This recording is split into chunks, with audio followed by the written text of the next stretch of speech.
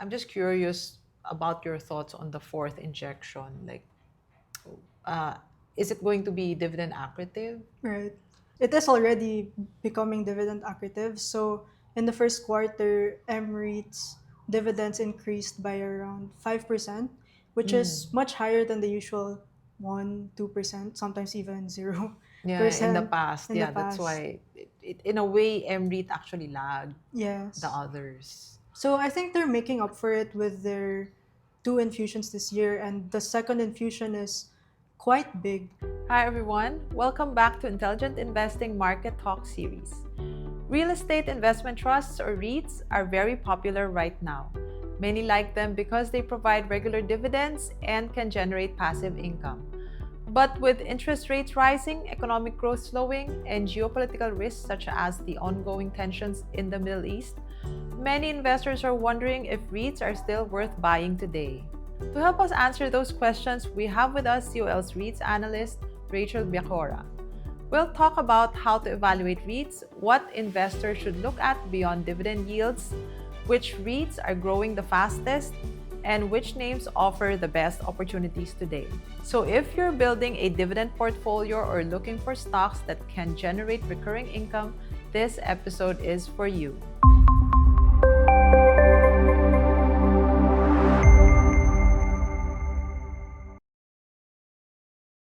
Thank you, Rachel, for joining us in the show. Thanks for having me, April. Okay, so let's start with the most basic question investors have. So, most of the time, when investors choose which REITs to buy, they usually focus on the yields. Um, so, do you think it's a good strategy for investors to, stick to the REITs with the highest yields? So I'd say that looking at yields, or as you mentioned, the highest yield, is a good start when comparing REITs. But I think it's important to note that you shouldn't stop there. When investing in REITs, the highest yield does not necessarily mean that it's the best one. When you break down what yield is mathematically, right, it's dividends over share price. So when there's a high yield, that could mean two cases. So first, it could mean high dividends or generous dividends.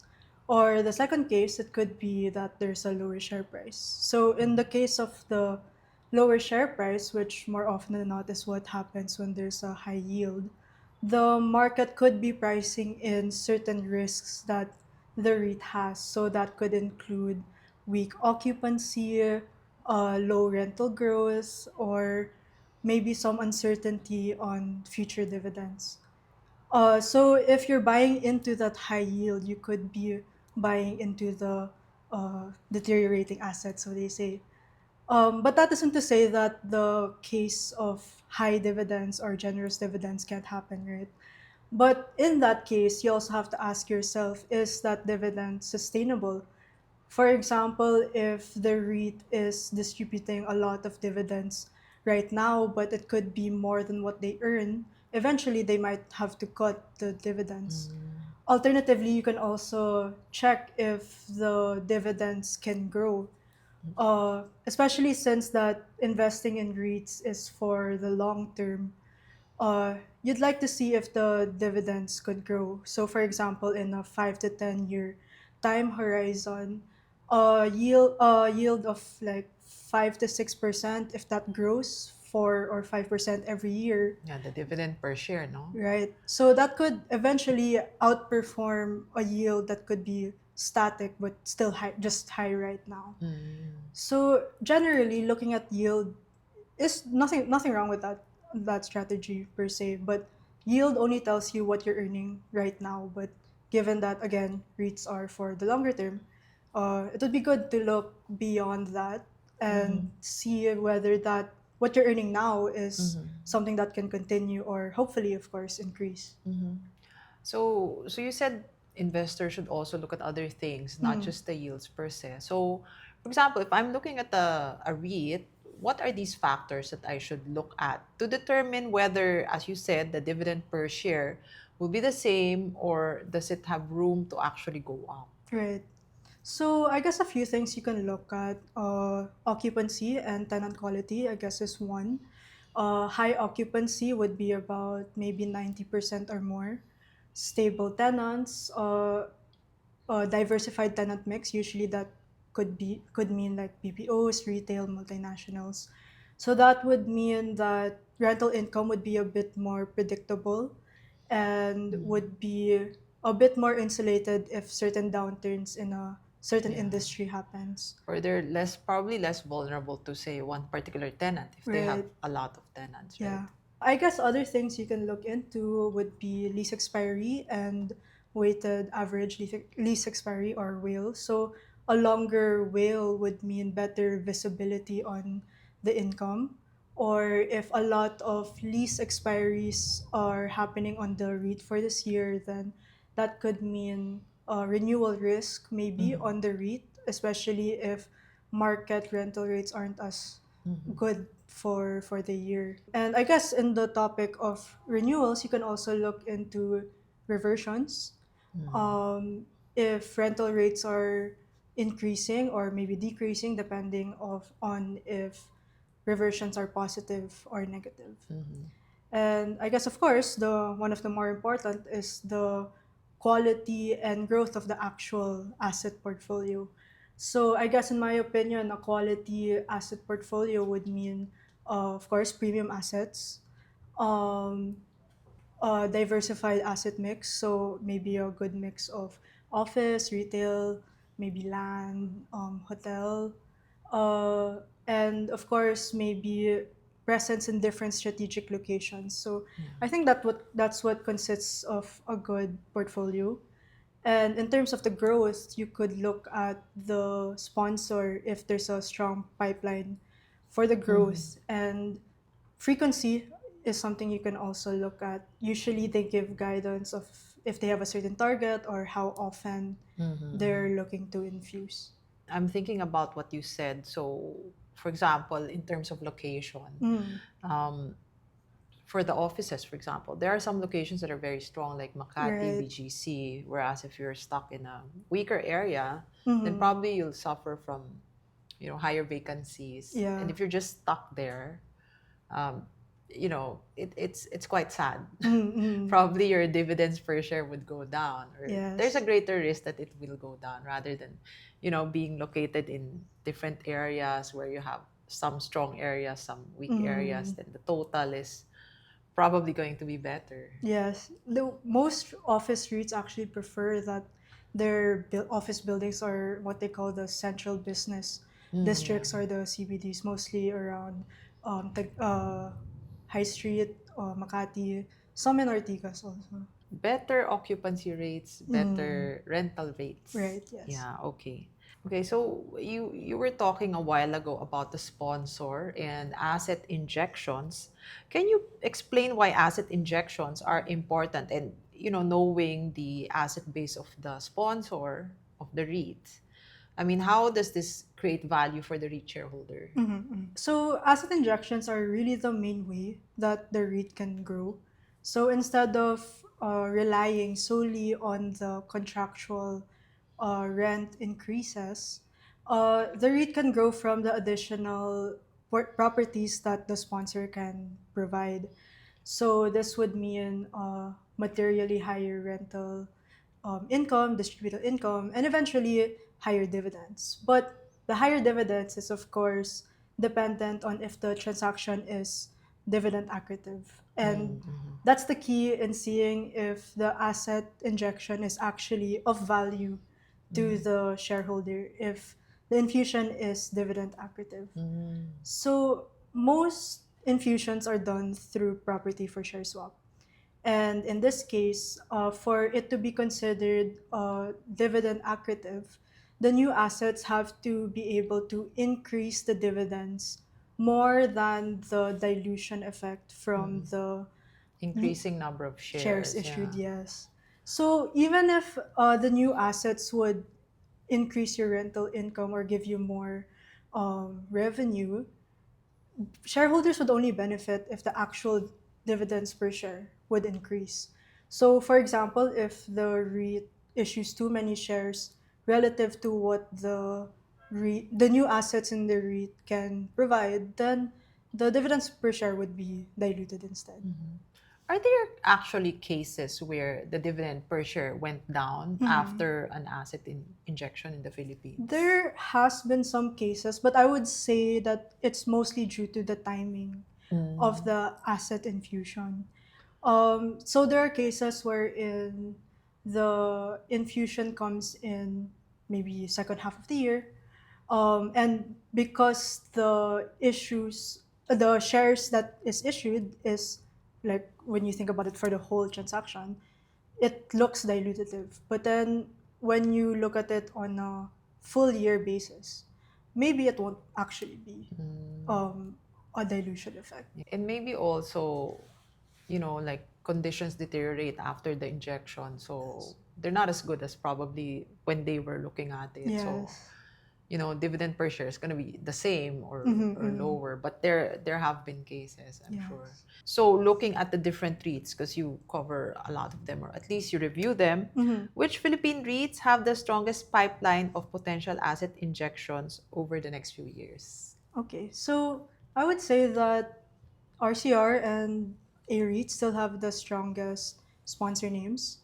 So Ayala Land has over 2 million square meters of assets that they can still potentially Mhm. infuse into AREIT.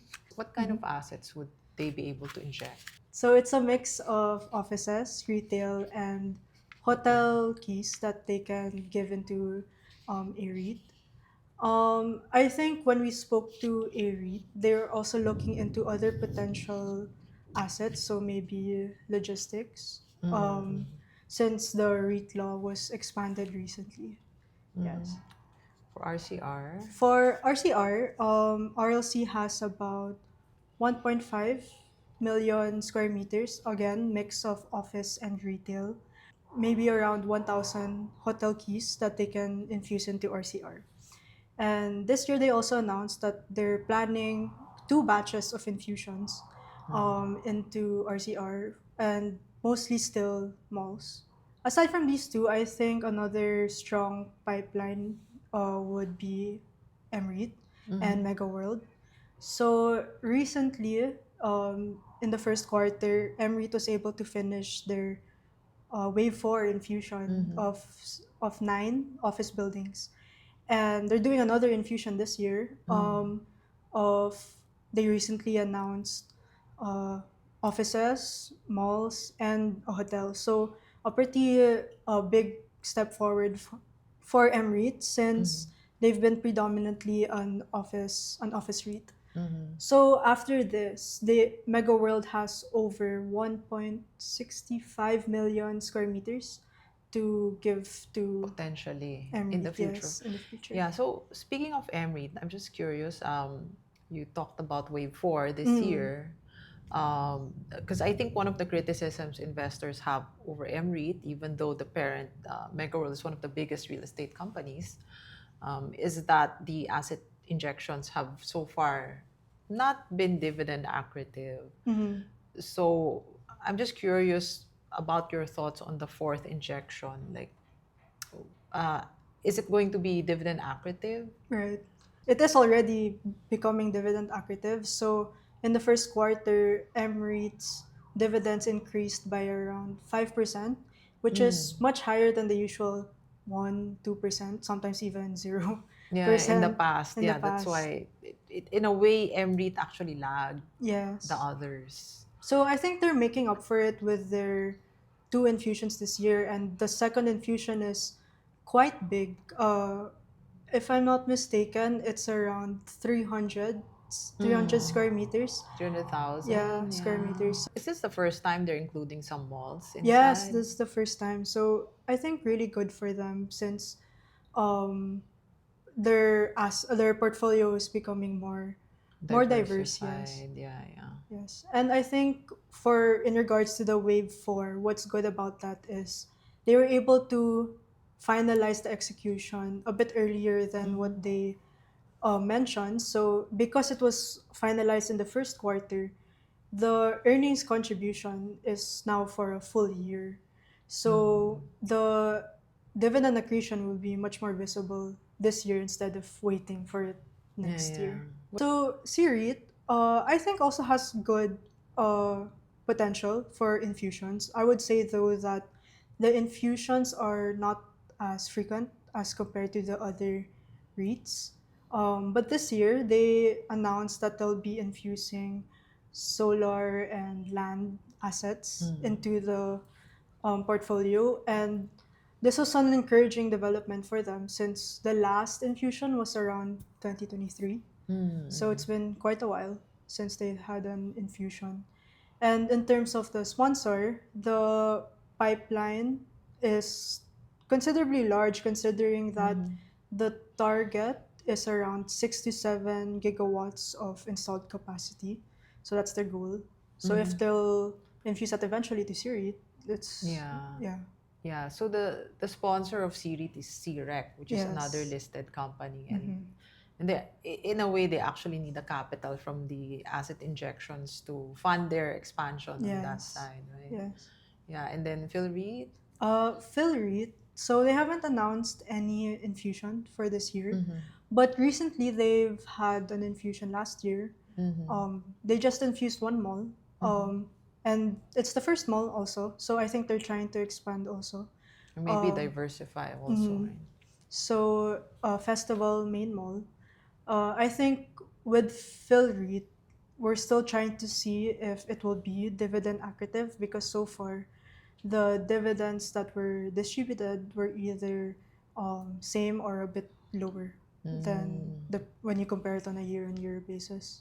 Okay, so remains to be seen, Yes. at least for Phil For, Reed. yeah. Yeah, okay. Okay, so now let's talk about the macro environment. Mhm. So, of course, one of the concerns people have is, the Middle East crisis that's going on right now. Mhm.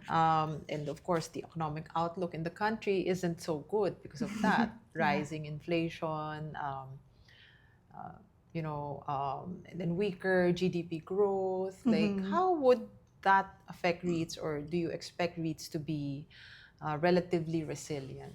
For REITs, of course, I would say that they operationally, on the operation side, they would be relatively resilient. I guess to illustrate, the Middle East crisis, of course, increased inflation and in turn created weaker consumer spending. So most for the REITs, the ones that would be mostly affected are the retail heavy portfolios. Mm-hmm. So mostly that would be RCR. Mm-hmm. RCR, a portion of their rental income would be variable. So some would Mm-hmm. come from tenant sales. So with weaker discretionary spending, the rental income could be affected to some extent. Mm-hmm. But upon talking to RCR, their mall foot traffic seems to still be healthy. And viewing the first quarter numbers, it still seems to be resilient. So Mm-hmm. relatively stable. For AREIT, they Yeah. also have a good retail exposure, Mm-hmm. but they are more insulated to the impact of softer retail sales because their lease structure is fixed per square meter, so none of their rental income have any variable portions. So I guess other factors that the Middle East crisis could affect could be maybe tenant behavior or Mm-hmm. maybe tenant decisions. Mm-hmm. Recently, the REITs mentioned that some of their tenants have paused some of their expansion plans for maybe offices because of the spending Yeah, yeah, yeah. to lessen the spending for the Middle East crisis.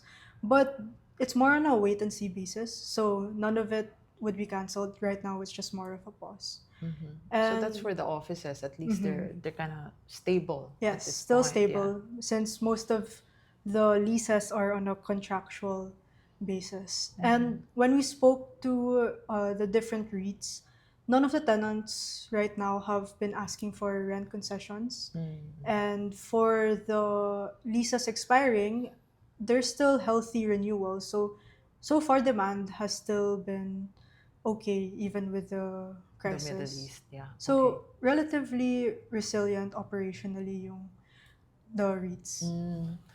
Okay. So So now let's talk about interest rates and Mm. inflation, because of course now we're seeing inflation go up, and along with that is interest rates. I remember a few years back we had something similar going on, inflation going up, therefore interest rates going up, and Mm. that had a negative impact on REITs. So I'm just curious about your thoughts whether, we may see something similar happening this time around with, Mhm. interest rates going up. I did say that REITs would be resilient in the crisis, but again, operationally. So I see. more of the concern maybe would be on the REIT valuations. So if the middle crisis persists, then of course, like you said, inflation would remain high, which means less room for BSP to cut rates and in fact maybe put more pressure into Increasing the increasing the rates, rates, which yes. is happening now. So similar to what happened in 2023 and 2024, a lot of investors are now preferring fixed income investments as compared to REITs Mm, because the yield is a bit already similar to mm, the REITs. yeah. With less risk. Risk, yes, Yeah. yes. So a lot of investors now are transferring their funds from REITs to fixed income, which is pushing a bit the share price of REITs down. Mm, So to put a bit of context, when I was looking at it in 2023, the 10-year bond yield had a high of around 7.2% mm, and averaged around 6.9%. So I think that was already trending higher than REIT yields. mm, So now the same is happening. Last I checked, 10-year bond yield was around 7.4%. mm, mm, And as of first quarter, or the estimated 2026 yield, there's a median of 7.5%. So the mm, spread is very thin at 10 basis points. So if there's no risk in fixed income investments, of course, you would choose those mm. investments more. So, Yeah. I guess it remains to be seen. I think investors have to be vigilant mhm, about, the war. If it continues, then right. maybe, interest rates could stay That's the elevated. big question we have now. Yeah, yeah. But if it ends sooner rather than later, then maybe Yes. interest rates will go down, and, Mm-hmm. we won't see REIT prices go Yes. down. I will say that because since the REIT prices are down, it's not because of the Mm. fundamentals. If you're really looking into investing in REITs, it could be a Yeah, an good, opportunity yeah, to pick up actually. Yeah. good entry point. So let's now talk about the latest earnings season. So, which REITs, in your opinion, performed the best, and Mhm. which REITs performed the worst? Okay, so I would say the ones that gave growth in their dividends would be the ones that had recent infusions. So that would be RCR, AREIT, and MREIT. And again, I would say that MREIT would be one of the more notable ones since the high 5% compared to the previous growth is good for the Yeah, REIT quite and for the substantial. investors. Yeah. Yes. For the ones that lagged a bit, C-REIT was flat. Mm-hmm. But for C-REIT, again, because they're planning an infusion this year, once that happens, we can expect dividend growth on for C-REIT. Mm-hmm. Phil-REIT, on the other hand, is the one that delivered a bit less in terms of the dividends that they distributed. I think of around 3% down. Mm-hmm. And when we were looking at it, it was more because of the payout that they gave. They gave less this year, Mm-hmm. which is quite interesting considering that the distributable income was higher year on year because they also Mm-hmm. executed an infusion last year for Festival Mm-hmm. Mall. So more of it would be because of the payout, yes. I see. Okay, so for my last question, if an investor wants reliable passive income today and they're looking at REITs to buy, like which REITs would you recommend? Like at this point, like which REITs are Mhm. your favorites? I guess the big names are still good picks. RCR, AREIT, And considering the trajectory they're going on, I would say MREIT is also very attractive. Mostly for the three because they have consistent and regular asset infusions. They have a strong sponsor. And more often than not, the transactions they've been doing have been dividend accretive for its shareholders. So I think that's what make them good picks for me. And I think Sirit also is would be a good pick too, even if their asset infusions aren't as frequent. Their pipeline is still pretty large, and considering their unique business model, it's very stable Yeah. and very consistent I with the would say less dividends. vulnerable as well Yes, to especially economic, with the yeah. crisis now, they might benefit a bit more. Yeah, yeah. So I think a good pick too. Okay, so A-REIT, RCR, M-REIT, and C-REIT. Mm. So those are the REIT standouts. Yes. Okay, so with that, thank you very much, Rachel, for sharing with us your thoughts on REITs and the risks and also the opportunities. Yes. Thank you, April. Thank you so much. Thank you very much, Rachel, for joining us and for sharing your insights. If you found this discussion helpful, don't forget to like, subscribe, and share this video with your friends and family who are interested in building wealth through investing. I'm April Tan, and this has been Intelligent Investing. Thank you for watching, and I'll see you again in the next episode.